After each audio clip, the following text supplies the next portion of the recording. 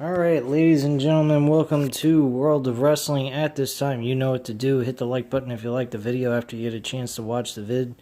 Also, leave a comment down below and hit the subscribe button if you're not already subscribed to the channel. Yes, folks, at this time lately, I have not been uploading a lot of videos outside of the AEW Dynamite reviews. I watched the UFC Fight Night event that occurred on Saturday night between Kobe Covington and Tyrone Woodley. Was not impressed with that entire event. That was 3 hours of boredom. So I did not come around to reviewing that for you guys. I do apologize for anyone who is a UFC fan and like to hear about my commentary on those events.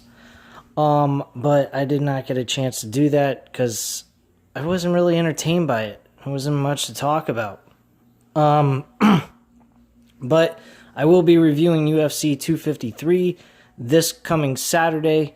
So I will definitely be catching that Sunday morning, getting to watch that online, and then come on here and give you my insight on how I felt about the event and how things went and the results, of course.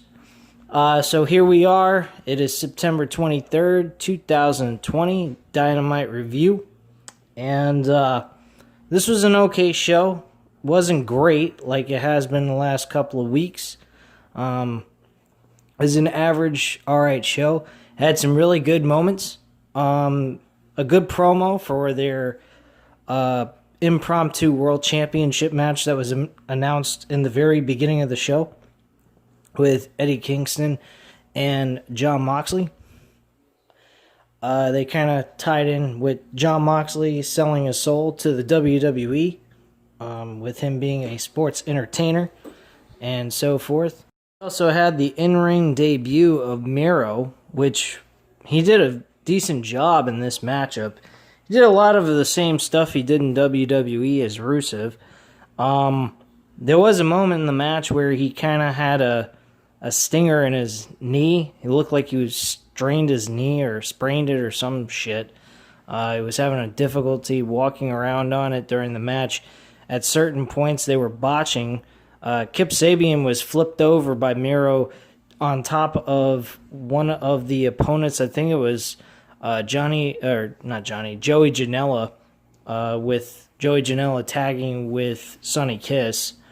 And he tried to flip him over, Kip Sabian, and Kip Sabian almost landed on his head on the concrete floor by where the fans are.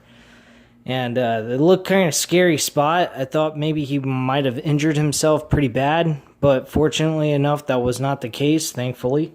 There was also, just to go into that with you guys, Miro actually did pick up the victory in his in-ring debut. He actually won this match by doing the Kuda clutch. I don't think so. The recliner, like the Steiner recliner type of bullshit.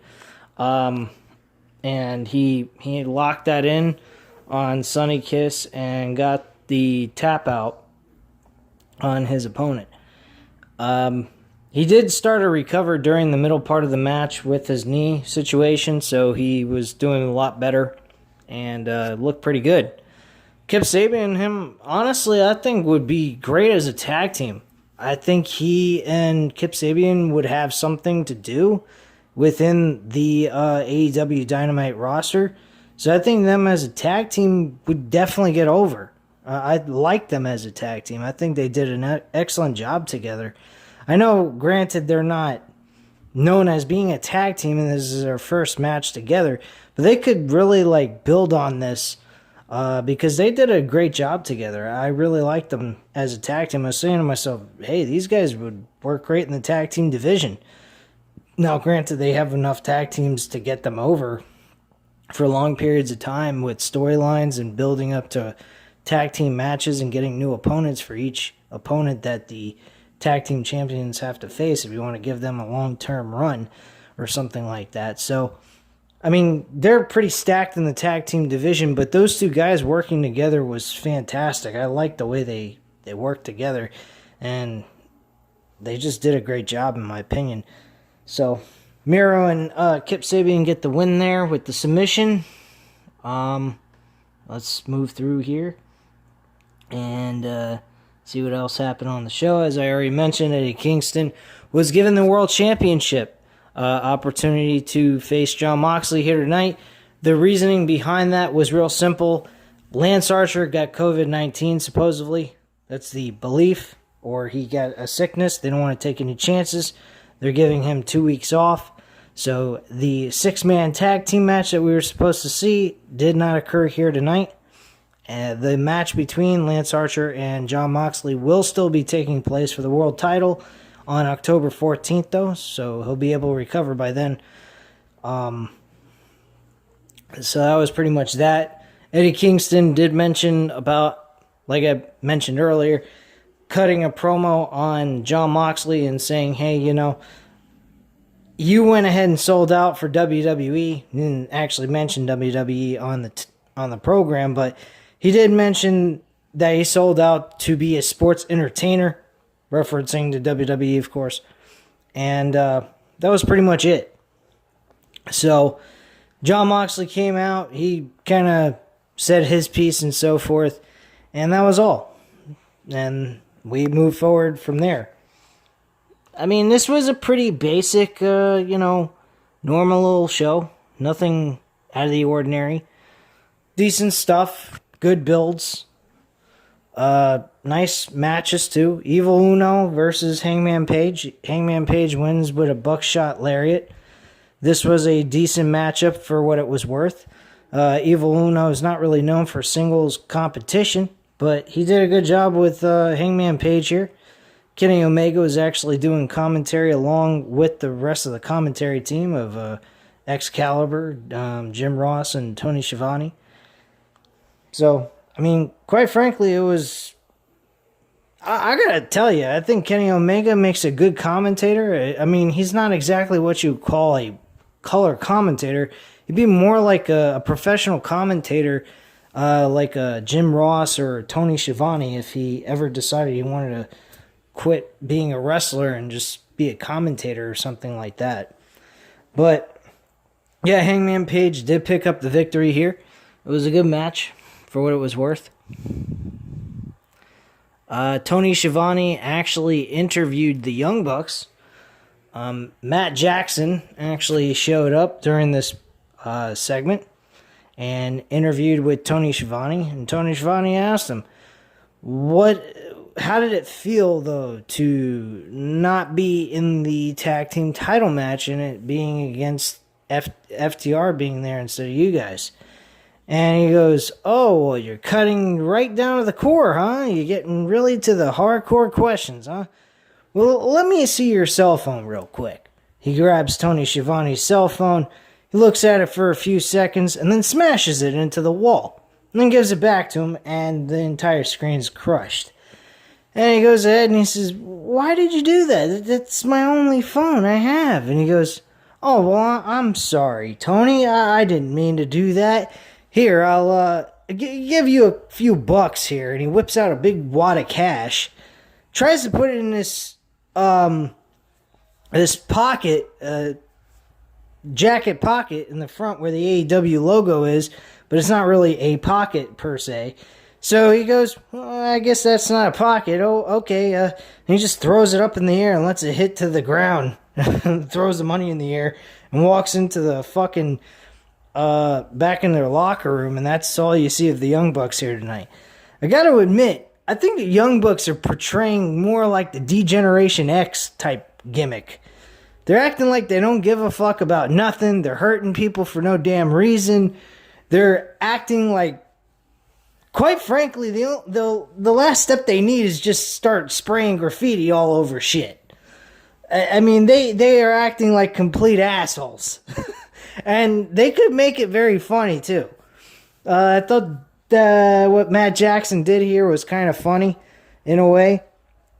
He was being very sarcastic, and so forth. So it really reminded me a more serious side of D-Generation X, if they had a serious side, but D-Generation X has never been really all that serious. They've always been, like, kind of one of those slacker joke artist ass clowns in the classroom type of thing, and would just cheat and do whatever it takes to win. So, I mean, that's just me. But I think they're portraying a little bit of Degeneration X here with that gimmick, or what they've been doing lately. They've been very, like, dark and kind of, like, away from everybody and just to themselves type of attitude. So then we had Brody Lee defending the TNT Championship against Orange Cassidy. Now, me and my good old friend Matthew, who I've known for a very long time, I've brought him up many a times on the show and on these reviews. I've also done some random wrestling talk episodes. If you guys never checked those out, you could check out some of my older episodes. When I first started the channel, me and my friend Matthew would cut some really good hour-long discussions about professional wrestling during the week and just shit all over WWE for fun. It was a lot of fun stuff when Google Hangout used to be a lot easier to use. Now it's kind of hard to do. But at some point, me and my friend Matt got to go ahead and do this sometime and try this again. But anyway, so here's the situation. We had Brody Lee defeat Orange Cassidy in not exactly a clean win. There was some distraction going on. He had the Dark Order actually get involved. He wasn't looking for their help. He actually wanted to win this match by himself. And they happen to, put their nose into this matchup, distract Orange Cassidy a bit, and then Cassidy got hit with a discus clothesline by Brody Lee for the 1-2-3 win. Orange Cassidy didn't look bad. He didn't look like he was buried or anything. I mean, God help us. I mean, everything we see on WWE is a burial every fucking time. A lot of people say this one's buried, that one's buried. Let's face facts, folks. WWE in general is buried. They buried themselves so far deep into their own grave, they can't get out. That's all there is to it. And how that is even possible, I don't know. Have you ever seen someone bury themselves? I haven't. I've never seen anyone actually bury themselves with dirt and so forth. Really getting off topic here. But you get what I mean. But yeah, Brody Lee actually wins this match. Orange Cassidy didn't look bad in defeat, though, despite the fact that he didn't win the TNT Championship. I thought that would be pretty cool. After the match was over, though, we get to see Cody show up on the stage with smoke and all this theatrical shit with the fireworks and the flames and all this jazz. And he comes out with his hair dyed black. And JR goes, "Oh, it's Cody! Look at the look in his eyes!" And I'm like, what look? He looks like that all the time. Intense, pissed off. He's got the look of the Eye of the Tiger. He wants to be the man. He just got his ass kicked and had the title taken away from him. A couple of weeks back in late August. So, of course he's going to come in there a little furious. And he looked a little sadistic, too. He took one of the Dark Order guys and busted their leg into the ring post and then went ahead and put them in the figure 4. So he wasn't being too nice to anybody. Not that I blame him. But JR was a little over the top with that. I think that was a little bit much. I don't think it was needed. But hey, that's just me. Alright, so after that, backstage, Anna Jay scares off Dash so Brody Lee can take the mic, and Lee says he can't believe Cody would try to take his thunder after all these weeks of his hard work. Lee brings up about Brandy Lee in his angered promo and says Cody is no man. He's a coward. Lee then offers up a dog collar match against Cody. He tells Cody he has 1 week to answer him. Obviously, I'm pretty certain that Cody will be a coward and accept the challenge. So, there you go. I think that's a pretty obvious one. The match is going to happen. When? I don't know. When would I do it? I'd do it at Full Gear. I wouldn't do this on a Dynamite episode. I'd do this at pay-per-view. This is worthy enough of a pay-per-view match. If Brody Lee would have been able to take the title off of Cody on pay-per-view, I think a lot of people would have been okay with it. But, me personally, I didn't particularly think it was needed. Though I was expecting it out of just pure, surprise for people. I guess in hopes that they, we're going to see some kind of ratings grab there by getting a shocking ending like that, which he dominated heavily throughout most of the match. So, who knows? But the match should be good. I don't see that it will be a bad match, and I think this is a match that should be saved for the pay-per-view of Full Gear. I think they have well of enough time to build off of this. I think it's well worth that, building almost a month and a half. If you want to go the route of October 14th and actually make that one of the matches added to the October 14th card, I would be okay with that idea. But anything else on Dynamite? No. Either October 14th or Full Gear. That's it. I would not make it for any regular Dynamite episode. So, that's just how I feel in that situation. Matt Hardy shows up, makes his way to the ring with Private Party. Hardy limps his way to the ring after last week's backstage attack. Hardy was still trying to figure out who was the person that attacked him. Hardy lists off a bunch of people, but feels like Chris Jericho is a prime suspect. Well, yeah, he was there when he got hit, or after he fell down and got hit. He says Jericho can say he's the demo god, but he's just an asshole. Cue Chris Jericho's music, and Jericho strolls out to the stage with Ortiz, Santana, and Jake Hager. Jericho mocks Matt Hardy's birthday, and then brings up how Hardy put Sammy Guevara out of AEW after their match, and who knows when he's coming back. Well, actually, that was confirmed that he's back right now. Sammy runs out and gives Jericho a hug. Jericho says Hardy should know better than Jericho just taking him out with a bat. Jericho says if he did that, he would do it in his face, where he could see him. Jericho wonders if Hardy wants to get hit with it now. Hardy wants to fight now. God almighty, the fucking writing by this guy from Wrestling Inc. makes me wonder, why the fuck does he have a job with this company? And I'm not the greatest English. I'm not great at English. I'm not the greatest writer in the world, but my God, this guy's writing sucks. Private Party tries to cool Hardy down a bit before he's cleared. Quinn says he's cleared and could take him out. And then Cassidy then takes the mic and says he issues Jericho a challenge. One-on-one next week. Cassidy says nobody expects him to win. But what if a 23-year-old beats the legendary Jericho? What if I make Chris Jericho my Le Champion bitch? I love it.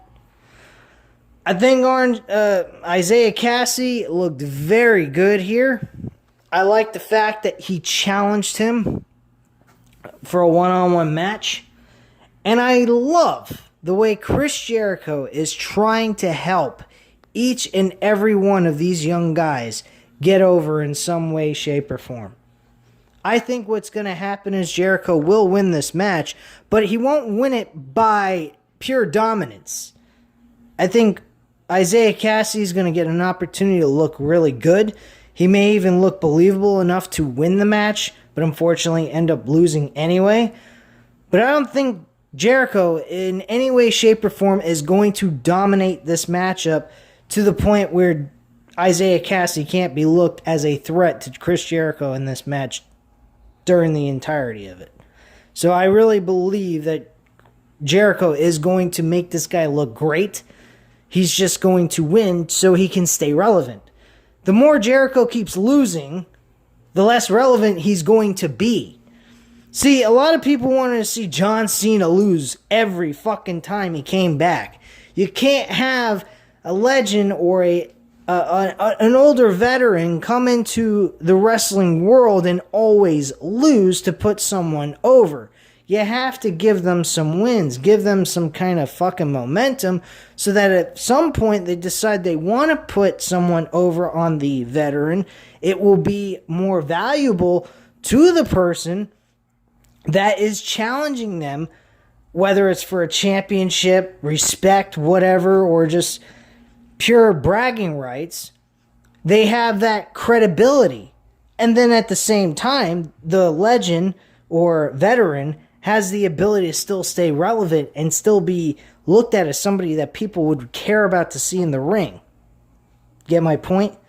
So that's just how I feel about that. And that's what they're doing with Chris Jericho. Jericho's getting wins over young talent, not burying them or making them look bad, but at the same time, he's winning, making his opponents that are younger than him look good, make them build their name up, and there's times where he's losing to them as well. That is a great recipe for success. And it allows the veteran to still stay relevant at the same time. And that is what you need to build a roster. That's all there is to it. So, that was that, and we are getting Isaiah Cassidy versus Chris Jericho next week. FTR was on, actually in the ring, not on stage. They were in the ring with Tully Blanchard, with Tony Schiavone to explain the 20 minutes with greatness stipulation. The champions are issuing a challenge at random once every week to a tag team that they can mark off to their checklist of tag teams they beat. The tag team titles are not on the line. It's 20 minutes. They beat their opponent within that 20 minutes. I mean, the actual challengers beat them in 20 minutes. They get that win.